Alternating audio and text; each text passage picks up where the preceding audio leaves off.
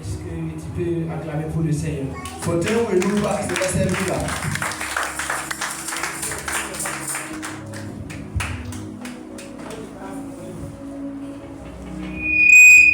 Alléluia. J'ai dit, est-ce que tu peux acclamer pour le Seigneur?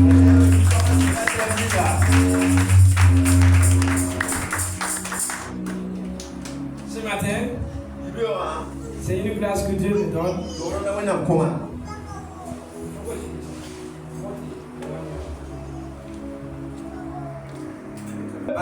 Je disais que c'est une grâce pour moi ce matin de venir devant le peuple de Dieu afin de partager la parole de Dieu. Je suis reconnaissant envers le papa spirituel, le révérend pasteur Sanez Atassamé.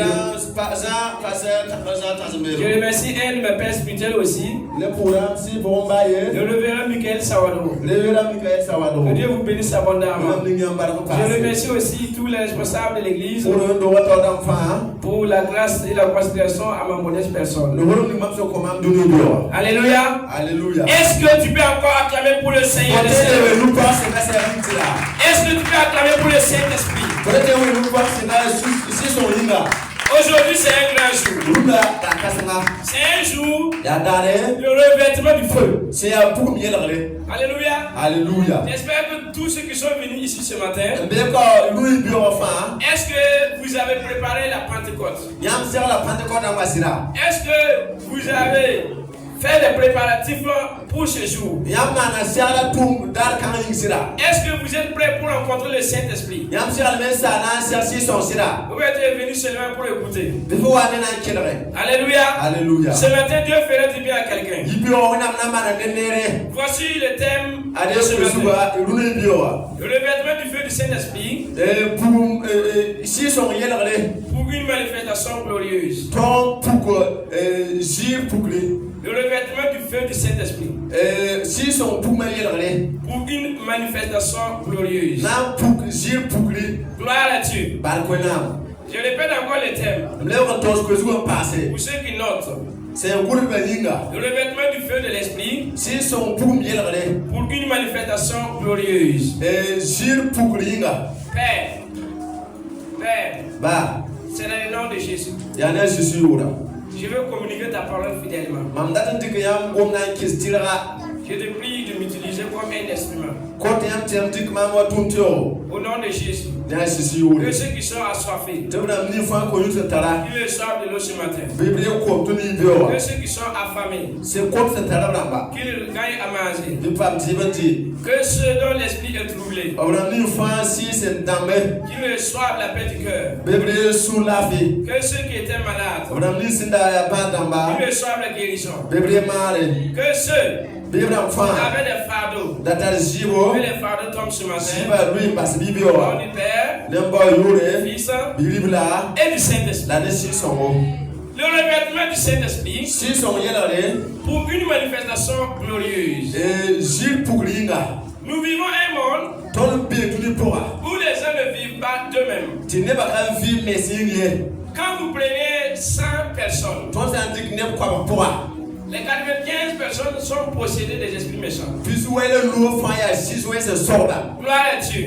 Et les 5%, c'est l'Esprit de Dieu.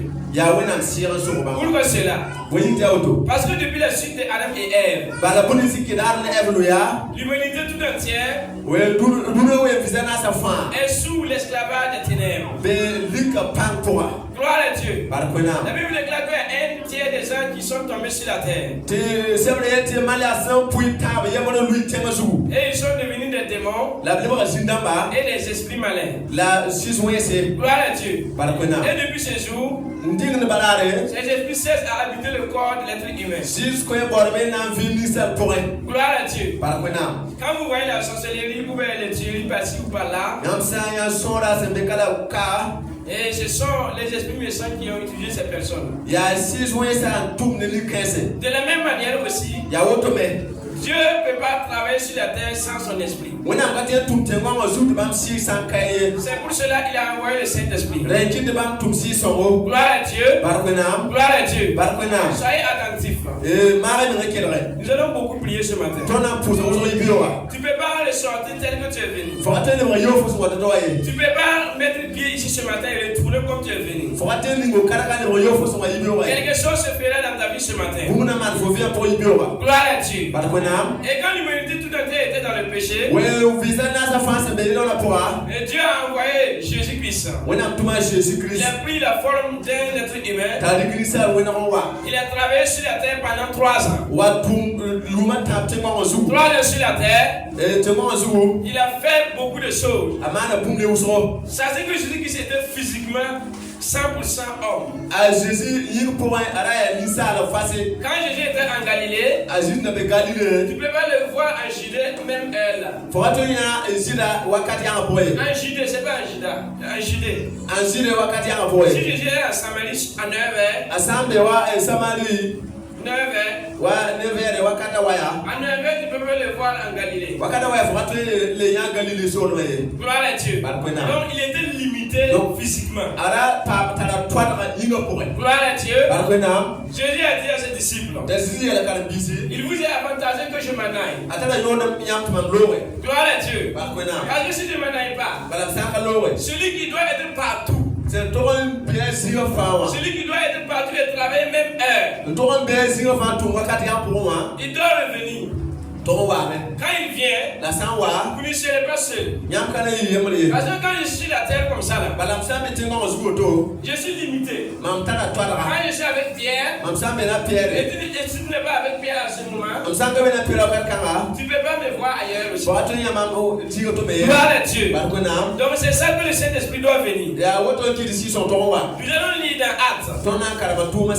Actes chapitre 1, verset 5 à 9. Actes chapitre 5. Actes chapitre 5. Verset 1 à 9. Actes chapitre 1. Verset 5 à 9. Car Jean a baptisé d'eau. Mais vous d'un peu de jours, vous serez baptisés du Saint-Esprit et du feu. Alors, les apôtres de lui lui demandèrent, Seigneur, est-ce à ce temps que tu rétablirais le royaume d'Israël? Il leur répondit, ce n'est pas à vous de connaître les temps ou les moments où le Père a fixé de sa propre autorité. Mais vous recevrez une puissance. Le Saint-Esprit surviendra sur vous et vous serez mes témoins à Jérusalem, dans toute la Judée, dans la Samarie et jusqu'aux extrémités de la terre. Après avoir dit cela, il fut élevé pendant qu'il le regardait et une nuée le déroba à ses yeux. Bala, Azan le Seigneur va courir. La date de Bala, Yamna par l'Isou, si son point à Jésus-Christ. Tête un tourba, Timataba, Sogazizia, Zusoba, Yamna Dera Israël Sora, Kormasabi, la Zilio Kabambia, Arabelle Yam Tiam Banwakat la. Zaman ni Wenam se nyake nemen pangye la session sa wayam jutu yamna de panga la yamna yi mam kase tamba Jerusalem le sud la Samarie le dunyante fa a Jerusalem gomoto se obje kame tineba gete bamba la sawado lila bamba la bamse gete ingre kui wakat dinga sise zekada haya Gloire à Dieu. Voici que les disciples de Jésus, les apôtres, ils s'étaient réunis. Ils se demandaient, Seigneur, quand est-ce tu vas prendre les clés du royaume nous mettre dans nos mains? Puisque à ce temps, Israël était sous l'esclavage. Israël était sous des tribulations. Le peuple de Dieu était sous la tribulation. Les disciples ont demandé à Jésus, Seigneur, c'est depuis quand? Ou c'est quand que tu vas prendre le royaume d'Israël pour nous donner. Et Jésus va lui répondre. Jésus lui a dit, ce n'est pas à vous de connaître ces choses. Mais ce que vous devez savoir, vous allez faire une chose. Vous allez rester à Jérusalem. Priez. Gloire à Dieu. Après la résurrection de Jésus, il avait donné un rendez-vous à ses disciples en Galilée pour leur donner les dernières instructions. Gloire à Dieu. Jésus lui a dit, restez à Jérusalem. Vous recevez une puissance. Alléluia. La puissance, ce n'est pas pour combattre les frères et sœurs. C'est pour combattre le monde des ténèbres. Vous recevez une puissance. Et quand le Saint-Esprit viendra sur vous, Alléluia. C'est quand le Saint-Esprit va venir sur vous que vous recevez une puissance, que vous recevez une force, que vous recevez une capacité. Alléluia. Et quel est le but de cette puissance? C'est être témoin de Christ. Ce matin, quand tu es venu pour recevoir la puissance, est-ce que tu es prêt pour aller affronter le monde des ténèbres?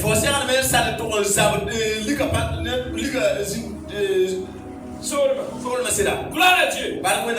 Jésus a dit, vous restez à Jérusalem jusqu'à. Jésus n'a pas limité un jour. Il n'a pas donné le nombre de jours. Il n'a pas dit c'est 2 mois, 3 mois. Il a dit restez à Jérusalem jusqu'à ce que le Saint-Esprit va venir.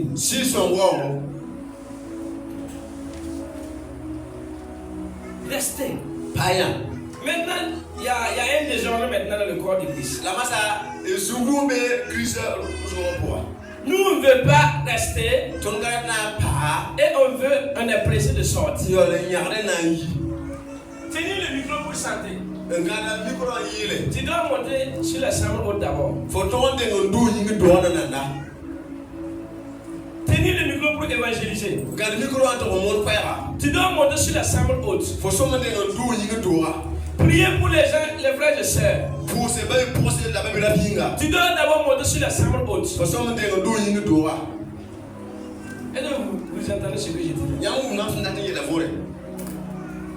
Restez à la chambre haute. Retournez à Jérusalem. C'est là-bas que la promesse vous attend. Ça c'est que le Saint-Esprit c'est pas un don. C'est pas un don. C'est une promesse. Une promesse, c'est une dette. Et vous la savez. Quand tu promets quelque chose à quelqu'un, cette promesse devient une dette. Et si tu es dans la vérité, tu dois être dans l'obligation d'accomplir. Le Saint-Esprit n'est pas un don, c'est une promesse. C'est une promesse pour tout le corps de Christ. Normalement, il n'y aura pas une personne qui ne devait pas avoir le Saint-Esprit. Le jour où tu as reçu Jésus, tu as reçu le Saint-Esprit. Mais l'aspect que je vais parler là, c'est le revêtement du feu. Tout le monde qui est dans cette assemblée, si on dit au nom de Jésus, démon part. Et bien, aucun démon ne parle pas. Ça veut dire que vous avez le Saint-Esprit. Il n'y a pas de démon. Donc vous tous qui êtes ici ce matin, ce n'est pas le Saint-Esprit que vous recherchez. C'est le feu.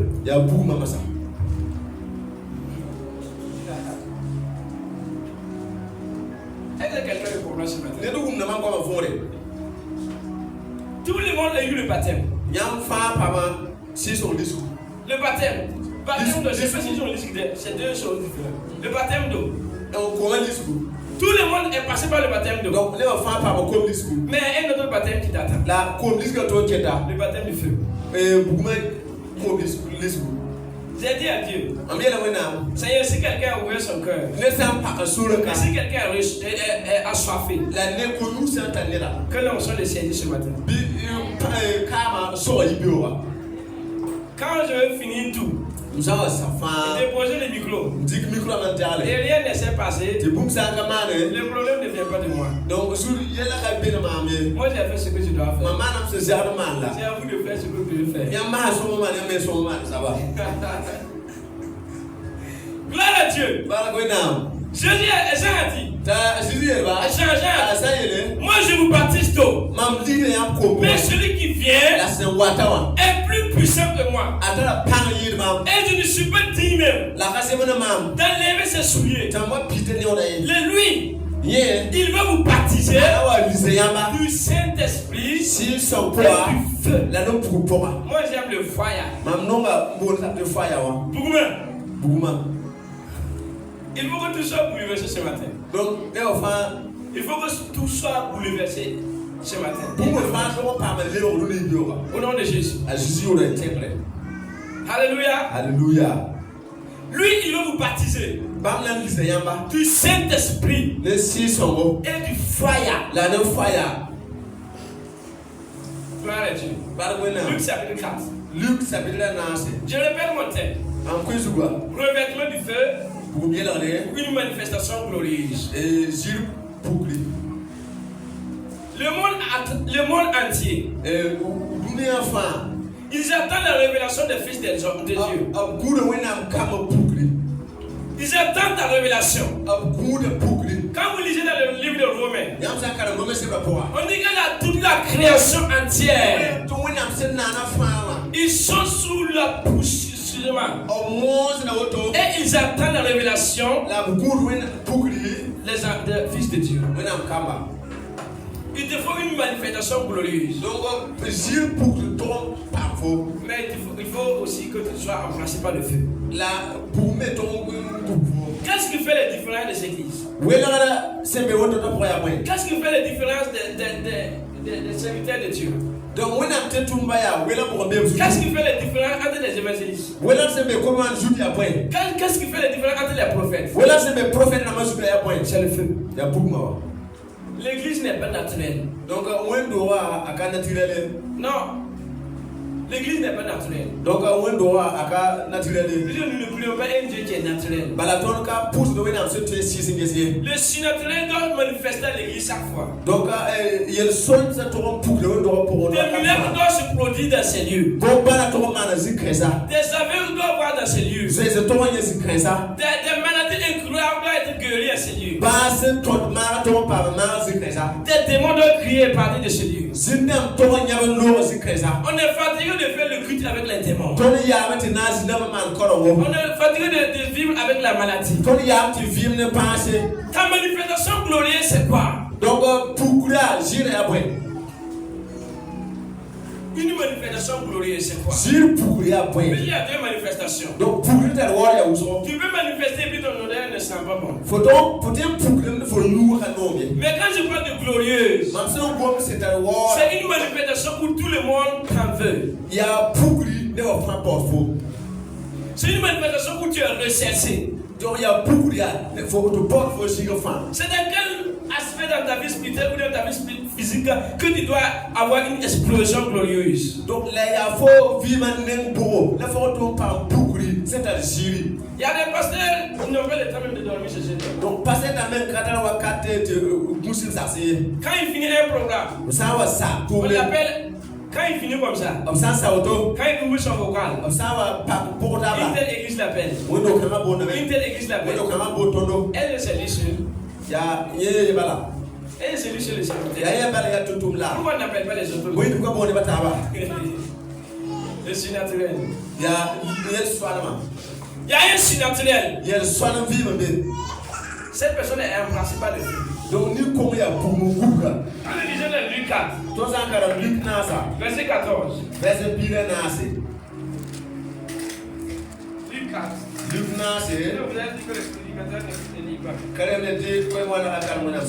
Jésus, revêtu de la puissance de l'Esprit, retourna en Galilée, et sa renommée se répandit dans tout le pays.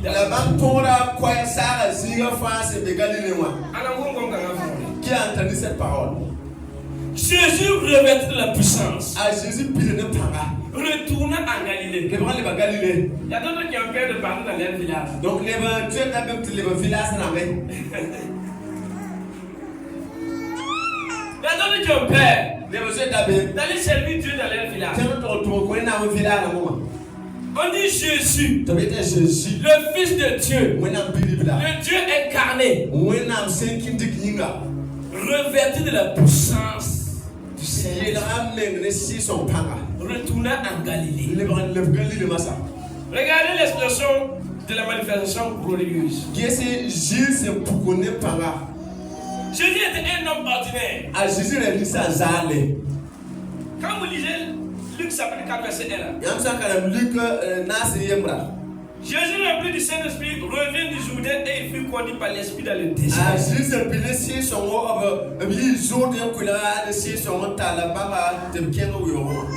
Jésus même en tant que fils de Dieu, il savait même qu'il ne peut pas faire la mission sans le Saint-Esprit. Il ne peut pas faire la mission sans qu'une autre force l'appuie. Jésus est allé dans le désert. C'était pas seulement pour rencontrer le diable. Non, il était allé pour le revêtement du feu. C'est pour cela que vous devez vous retirer. Parfois pour aller chercher Dieu. Cherchez Dieu pendant qu'il est le temps. Cherchez Dieu pendant que vous avez toujours la force. Jésus est allé dans le désert. Il a recherché la plénitude du Saint-Esprit. Sachez que le jour où il a reçu le baptême, quand le Saint-Esprit est venu sur lui, la Bible déclare que le Saint-Esprit est venu sous la forme d'une colonne. Et il s'est déposé sur ses épaules. La Bible n'a pas précisé que la colonne est rentrée en Jésus. Non, la Bible n'a pas dit que la colonne est rentrée en Jésus. Non, la colonne est déposée sur ses épaules. Ça veut dire que c'est pas suffisant. Après le baptême, Jésus est parti au désert pour être rempli. Rempli. Quand on parle de rempli, c'est parce que tu étais vide. Si on parle de rempli, c'est parce que la soul est vide. Donc Jésus était vide. Il est retourné dans le désert. Il allait prier. Prier pendant 40 jours et 40 nuits. Donc nous voyons ici un sacrifice que tu dois faire.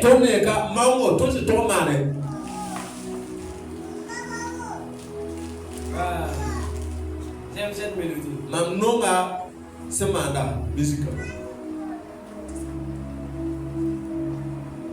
Gloire à Jésus. Gloire à Jésus. Et quand il est rentré dans le désert, la Bible dit que le diable lui attendait de toutes les manières. Après le désert, il est sorti. Il est retourné dans sa ville natale. Là où il était méprisé. Là où on lui avait insulté. Là où on lui manquait du respect. Alléluia. Et quand il est remetté du feu, il est retourné en Galilée. Et sa renommée. Sa renommée. Pourquoi vos noms ne changent pas?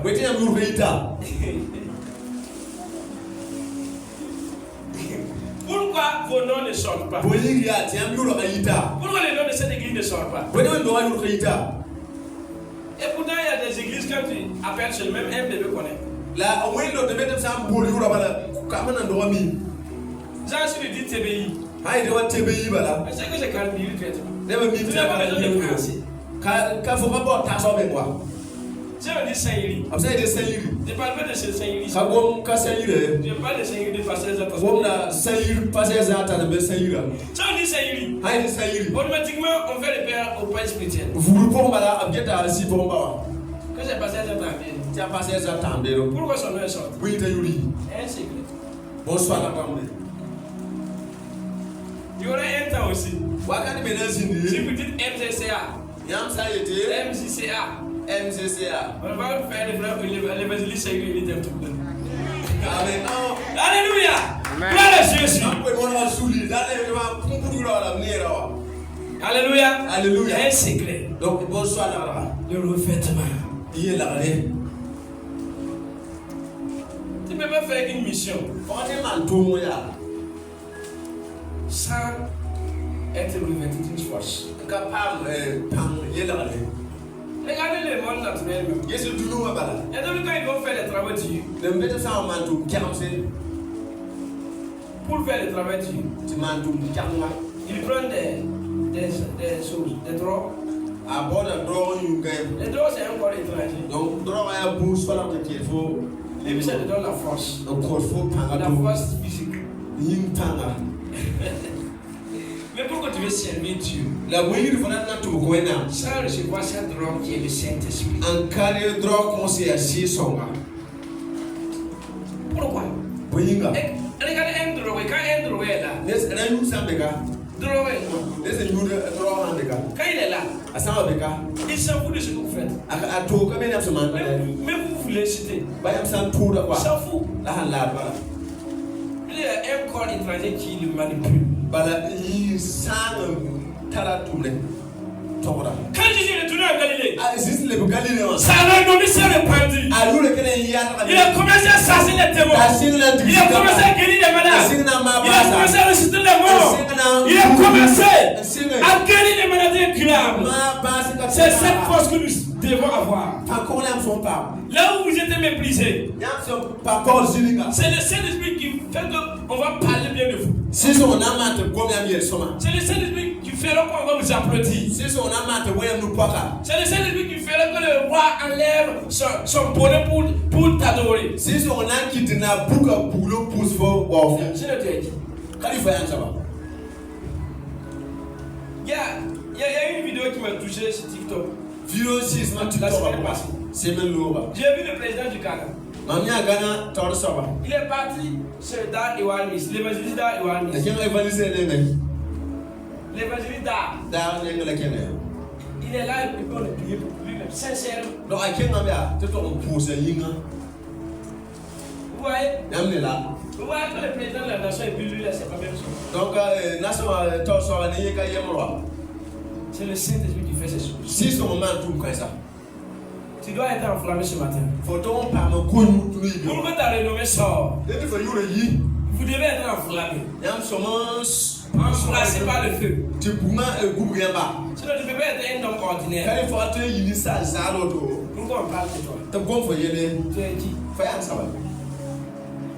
Il faut qu'on parle de ta bienveillance. Il faut qu'on parle de ton consacration pour le ministère. Il faut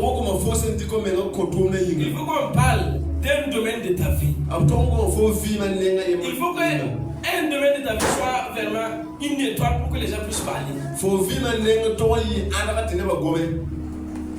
Mais quand vous refusez le feu,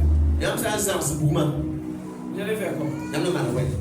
Jean 14, verset 15.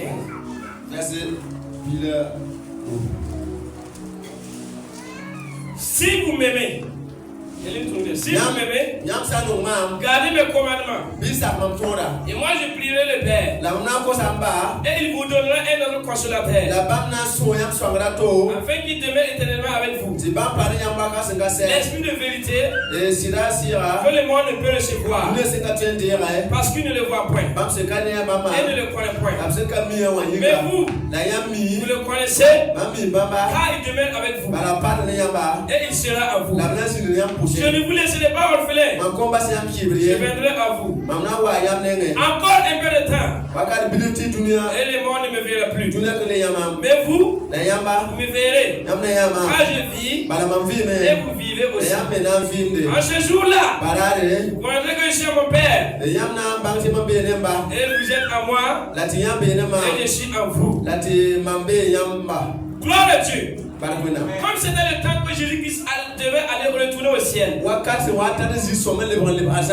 avoir continué sa mission sur la terre, c'était vraiment une tristesse pour ses disciples. Ses disciples ne pouvaient plus supporter l'absence de Jésus. Regardez un ami fidèle qui est avec vous. Et puis il veut se lever, aller au ciel comme ça. Quand il meurt, tu peux aller voir parfois sa tombe et puis tu te rappelles que c'est lui quoi. Mais lui là il doit se lever comme ça. Il doit être enlevé. Donc vraiment c'était une tristesse pour les disciples. Gloire à Dieu. Et le verset, chapitre 14, verset 1. Jean chapitre 14, verset 1. Jésus les a dit. Ne soyez